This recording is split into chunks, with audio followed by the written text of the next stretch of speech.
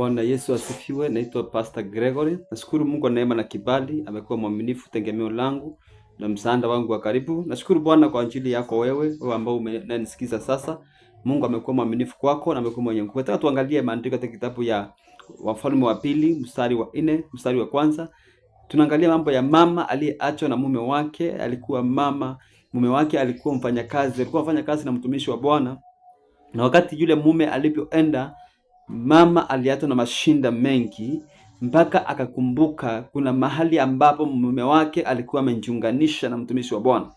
Nimekuja kuzungumzia mtu ambaye amepitia mambo mazito, mtu ambaye anashindwa kesho yake itakuwa namna gani. Nikwambie, unapoona mambo ikiwa mazito unamkimbilia Yesu. Unapoona mambo ikiwa mazito unakimbia katika miguuni mwa Yesu. Maandiko yanasema ya kwamba basi mwanamke mmoja miongoni mwa wake sawana wa manabii alimlilia Elisha akasema, mtumishi wako mume wangu amekufa, naye unajua ya kuwa mtumishi wako alikuwa mcha Bwana, na aliyemuia amekuja ili ajitwalie wana wake. Yule mama alipopatwa na shinda alimkimbilia mtumishi wa Mungu Elisha, akamwambia, mtumishi wangu mume wangu amekufa, na unajua kweli mume wangu alikuwa mfanyakazi na wewe. Kwa hivyo yule mume alikumbukwa kwa matendo mema aliyokuwa akifanya.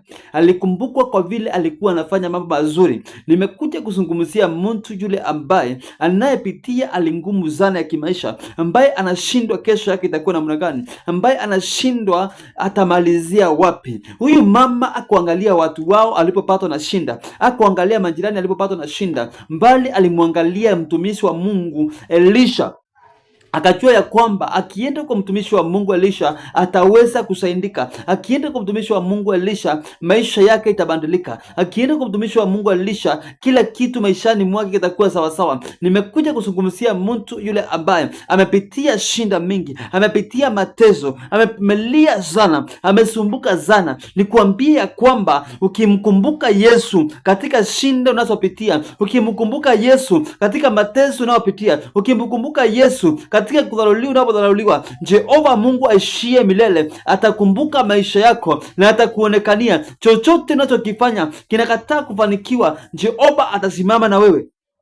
Huyu mama, mtazamaji wangu, alikuwa amepitia mambo mengi sana, alikuwa amepitia mateso mengi, alikuwa amepitia aibu mingi, kwa maana kuambiwa watoto wako watachukuliwa, hiyo ni kitu ambaye iliweza kumuuma ndani ya moyo wake. Na alipouma ndani ya moyo wake alimkimbilia Yesu, akajua Yesu ndiye ako na uwezo, akajua Yesu ndiye ako na uwezo juu ya maisha yake. Ninazungumzia mtu ambaye anapitia mateso mengi. Nazungumzia mtu ambaye analia usiku na mchana. Nazungumzia mtu ambaye anashindwa atamalizia wapi. Nazungumzia mtu ambaye anaona maisha yake ni kuisha inaisha. Umeaibika sana, watu wamekuonea sana, watu wamezungumza mambo yako sana, lakini nimekuja nikutie nguvu, nikwambie kaa ndani ya Yesu, vumilia ndani ya Yesu, naye Mungu aliyeniokoa, yule Mungu aliyeniweka vile nilivyo, yule Mungu aliyenitaka ako na uwezo juu ya maisha yako, na mambo yako itabadilika, maisha yako itabadilika, chochote utakachokifanya mikono yako kitabadilika. Simama na huyu Mungu, simama na Yesu. Hata kama mambo itakuwa mazito namna gani, mtazamie Mungu. Hata kama watu watakuonea namna gani, msimamie Mungu. Hata kama watu watazungumza mambo yako sana, msimama na Mungu. Hata kama utaipika sana, simama na Mungu. Na ukisimama na huyu Mungu, maisha yako itabadilika. Huyu mama alipitia aibu mingi sana, na watu wao hawakuweza kumsaidia, majirani hawakuweza kumsaidia, ndugu hawakuweza kumsaidia, lakini akakumbuka ya kwamba kuna mtu mmoja ambaye ana uwezo wa mambo yote, naye ni Yesu Kristo. Yesu Kristo ndiye mambo yote. Yesu Kristo ako na uwezo. Yesu Kristo ana uwezo wa kuponya na kurejesha. Yesu Kristo ako na uwezo wa kuondoa aibu zako zote. Niliaibika sana, nikatengwa mpaka na watu, marafiki wakanondokea, ndugu wakanondokea, lakini Yesu akoniacha.